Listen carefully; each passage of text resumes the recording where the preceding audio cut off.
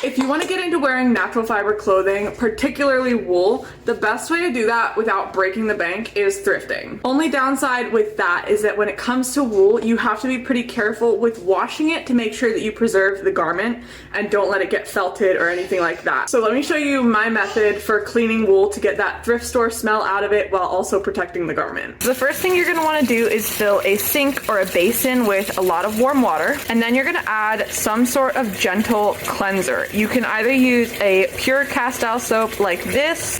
This Salsuds by Dr. Bronner's is also a really good option. There are also commercially available detergents like Woolite and Soak Wool Wash that are specifically made for wool.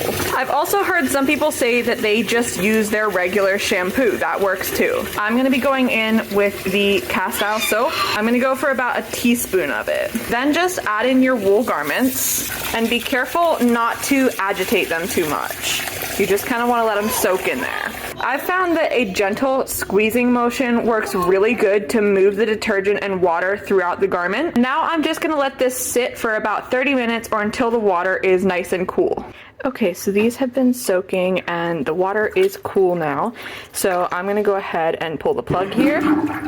And now we're going to move on to rinsing. I do this step twice because I don't want there to be any soap left over in my clothing, but you can do it just once. Before you move on to rinsing, you're going to want to go ahead and gently press the moisture out of your clothes to get as much of that soapy water out of there as possible, because that'll help us rinse it a little more efficiently. It is important to remember though, when you're working with knit garments, not to wring them out, just gently press. Once again, you're just filling this up with warm water, but you're not going to be adding detergent this time.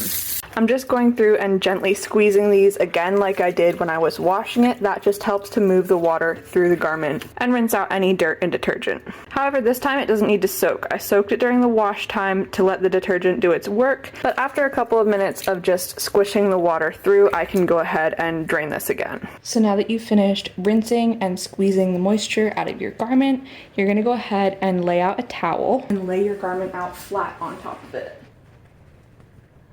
Now we can go ahead and start rolling this up kind of like a jelly roll cake, and this allows us to press even more moisture out of our garment without actually matting the fibers together. Now all you have to do is lay it out flat and let it dry for a day or two. Then you have a warm, soft piece of wool clothing to wear for ages to come.